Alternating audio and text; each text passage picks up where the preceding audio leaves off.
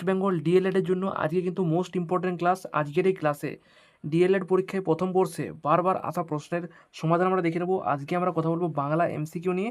বাংলার এমসিকিউ যে জায়গাগুলোতে মানে এমসিকিউ তো গাদা প্রশ্ন রয়েছে, কিন্তু যেগুলো মানুষ সচরাচর ভুলে যায়, মানে যে প্রশ্নগুলো বারবার আসছে, রিপিট হচ্ছে, কিন্তু বারবার আমরা ভুলে যাচ্ছি, সেই প্রশ্নগুলো ওয়ান লাইনার, মানে কোনো বাড়তি পয়েন্ট ছাড়াই আমরা এক লাইনেও দেখবো।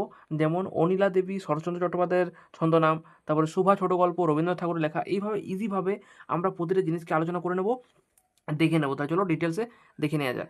বাংলা এমসিকিউ বলে সেভ করে রেখেছি, পুরো কোনো জটিলতা ছাড়াই আমরা কিন্তু খুব সহজেই বিষয়টা বুঝে নেব। কী বলছে প্রথমে, অনিলা দেবী কী বটে? শরৎচন্দ্র চট্টোপাধ্যায়ের ছদ্মনাম। তাহলে শরৎচন্দ্র চট্টোপাধ্যায়ের ছদ্মনাম যদি বলে তখন আমরা বলবো অনিলা দেবী। শুভা ছোট গল্পটি কার লেখা? রবীন্দ্রনাথ ঠাকুরের লেখা। শুভা ছোট গল্পটি রবীন্দ্রনাথ ঠাকুরের লেখা। ছন্দের জাদুকর কাকে বলা হয়? সত্যেন্দ্রনাথ দত্ত। এটা কিন্তু অনেক ইম্পর্টেন্ট, তাই এটাকে বোল্ড করেছি। ছন্দের জাদুকর সত্যেন্দ্রনাথ দত্ত। তারপরে ভানুসিংহ পদাবলী রচনাটি কার? রবীন্দ্রনাথ ঠাকুরের। ভানুসিংহ পদাবলী রচনাটি রবীন্দ্রনাথ ঠাকুরের। প্রথম ও দ্বিতীয় শ্রেণীর মিলিয়ে শিক্ষার মূল উদ্দেশ্য কী? শিক্ষার মূল উদ্দেশ্য হচ্ছে পড়তে শেখা।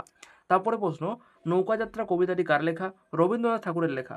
তারপরে শিশু আনন্দ করছে কোন প্রকার ক্রিয়া? এখানে কিন্তু সমাপিকা ক্রিয়া। শিশু আনন্দ করছে, এটা সমাপিকা ক্রিয়া। তারপরে শিশুরা খেলার ছলে পড়তে ভালোবাসে, এটা হচ্ছে অসমাপিকা ক্রিয়া। শিশুরা খেলার ছলে পড়তে ভালোবাসে, অসমাপিকা ক্রিয়া। আর শিশু আনন্দ করছে, এটা হচ্ছে সমাপিকা ক্রিয়া। ওই যে নেক্সট কি বলছে, পণ্ডিত মশাই গল্প এটা কার লেখা? শরৎচন্দ্র চট্টোপাধ্যায়ের লেখা। ষষ্ঠ শ্রেণীর চিঠি জসিমউদ্দিন। ষষ্ঠ শ্রেণীর চিঠি কার লেখা? জসিমউদ্দিন। আমরা 10টা প্রশ্ন দেখে নিলাম। পরবর্তী কি বলছে, বন্দে মাতরম সঙ্গীতটির রচয়িতা বঙ্কিমচন্দ্র চট্টোপাধ্যায়। দেখো, বন্দে মাতরম আর বঙ্কিম, বঙ্কিম। বন্দে মাতরম সঙ্গীত বঙ্কিমচন্দ্র চট্টোপাধ্যায়। কিশোর কবি সুকান্ত ভট্টাচার্য। কিশোর কবি কাকে বলা হয়? সুকান্ত ভট্টাচার্যকে বলা হয়। প্রফেসর শঙ্কুর স্রষ্টাকে? সত্যজিৎ রায়। তারপরে চলচ্চিত্রকুর গ্রন্থ কি? সুকুমার রায়। চলচ্চিত্রকুর এরকম একটা জটিল শব্দ, সুকুমার রায়। তারপরে নেক্সট আমরা দেখব মহাপ্রাণ বর্ণ কোনটা? খ। তারপরে তদ্ভব শব্দের বহুল ব্যবহার সাধু ভাষায়।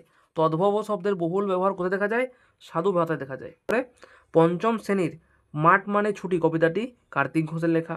তারপরে তৃতীয় শ্রেণীর বাংলা পাঠ্যপুস্তক পাতাবাহার, মানে বাংলা পাঠ্যপুস্তকের নাম কি? পাতাবাহার। তারপরে ভানুসিংহ ঠাকুর কার ছন্দনাম? রবীন্দ্রনাথ ঠাকুরের। তারপরে ক্ষীরের পুতুল অবনীন্দ্রনাথ ঠাকুরের লেখা। তারপরে সমাপিকা ক্রিয়া বই পড়ছে, এটা কি? সমাপিকা ক্রিয়া। নেক্সট প্রশ্ন আমরা দেখে নেব, সমাপিকা ক্রিয়া হলো। তারপরে আবোল তাবোল গ্রন্থটা কার? সুকুমার রায়ের লেখা। তারপরে স্ত্রীর পত্র ছোট গল্পটা কার? রবীন্দ্রনাথ ঠাকুরের। তারপরে মহাপ্রাণ, আবার খ। এটা কত রিপিট হচ্ছে এই প্রশ্নটা? মহাপ্রাণটা অনেকবার রিপিট হয়েছে কিন্তু। তারপরে পুতুল নাচের ইতিকথা উপন্যাস কার লেখা? মানিক বন্দ্যোপাধ্যায়ের লেখা। তারপরে আসল কথা, এখানে আসল শব্দটি কি? বিশেষণ।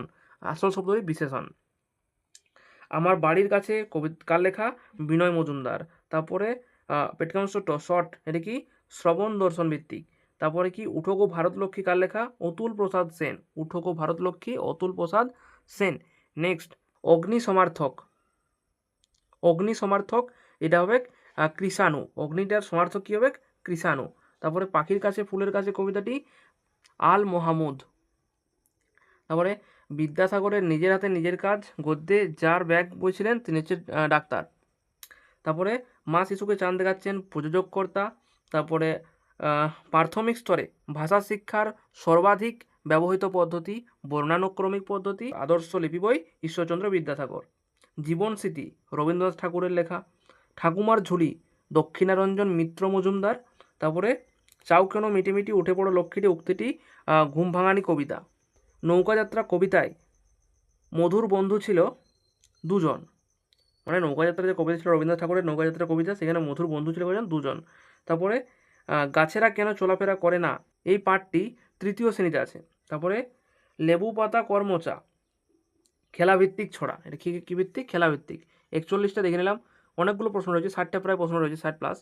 তো 41 গেল। তারপরে রাখাল বিদ্যালয়ে যাওয়ার পথে খেলা করে অসমাপিকা, আর গোপাল বিদ্যালয়ে যাওয়ার পথে খেলা করে না, সেটা হচ্ছে সমাপিকা। তারপরে হাতির মা লীলা মজুমদার। যে পাঠে রব উথিত হয় সেটা সরব পাঠ। তারপরে মহাশ্বেতা দেবীর এতোয়া মুন্ডার কাহিনী গ্রন্থে হাতিঘর।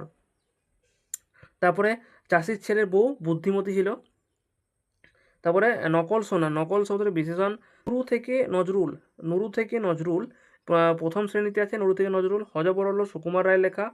তারপরে খুকি ও কাঠবেড়ালি সংলাপটা নজরুল ইসলাম, খুকি কাঠবেড়ালি নজরুল ইসলাম। ডাকঘর নাটক রবীন্দ্রনাথ ঠাকুরের।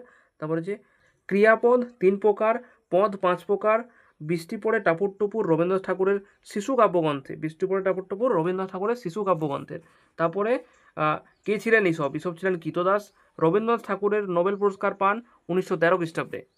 রবীন্দ্রনাথ ঠাকুর নোবেল পুরস্কার 1913 দেখলাম, তাহলে 57টা প্রশ্ন হয়ে গেল। বেলুন বাড়ি কবিতাটি শঙ্খ ঘোষের লেখা। বোকা কুমিরের গল্প উপেন্দ্র কিশোর রায়চৌধুরী। তারপরে কৃতঙ্গুন শব্দের বিপরীত কৃতঘ্ন। তারপরে খোকনের প্রথম ছবি বনফুল। জাদু কাহিনী অজিত কুমার বসু। হাটের পাঁচ বাগধারা অর্থ শেষ সম্বল তৎসঙ্গ শব্দ। তারপরে হচ্ছে উষ্ণবর্ণ কোনগুলি তালবস্য পেটকাংশ দন্তস হ। 66 কোন পাঠে ক্লান্তি বা শক্তির অপচয় হয় না? নীরব পাঠে। গল্প বুড়ো ও সবার আমি ছাত্র কবিতাটি কার লেখা? সুনির্মল বসু।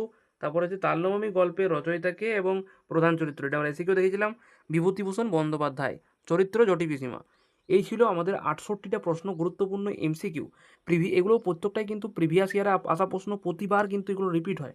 মানে এগুলো তো মানে ম্যাক্সিমাম ভুল হয় সেই জায়গাগুলো, মানে যে প্রশ্নগুলো স্টুডেন্টরা বেশি বেশি ভুলে যায় সেই প্রশ্নগুলো নিয়ে আমি আলোচনা করলাম। মানে আমি শর্ট ফর্মে লিখে নিয়েছি যাতে বেশি মানে এক্সামের আগে তাড়াতাড়ি রিভিশন করা যায় সেই জন্যে। তো সেই বিষয়টা মাথায় রেখে এটা ডিজাইন করা হয়েছে। সবাই অবশ্যই এগুলোকে রিভিশন করে নেবে এবং সুন্দরভাবে রেডি করে নেবে।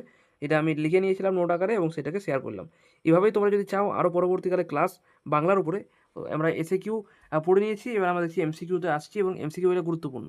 আরও যদি চাও পার্ট টু আমরা আলোচনা করে দিই এইভাবে, মানে প্রতিটা অংশকে। যেমন রয়েছে এখানে প্রথমে ছদ্মনাম উপাধি, এখানে 1 মিনিট, ছদ্মনাম উপাধি, এখানে ছদ্মনাম উপাধি আছে, এখানে বাকি অংশ রয়েছে। এইভাবে প্রতিটা জিনিসকে ডিটেলে আলোচনা করে দিই। তাহলে পার্ট 2 কমেন্ট করো, আমরা পার্ট 2 নিয়ে আসবো। আর যারা সাবস্ক্রাইব করোনি পার্ট 2 দেখার জন্য এখনই সাবস্ক্রাইব করে বেল আইকনটি অন করে রাখো, যাতে পরবর্তী ভিডিওটা তোমাদের মিস না হয়। তাহলে চলো আজকের ভিডিওটা এখানে শেষ করছি, দেখা হবে পরবর্তী ভিডিওতে অন্য কোনো টপিকের সঙ্গে।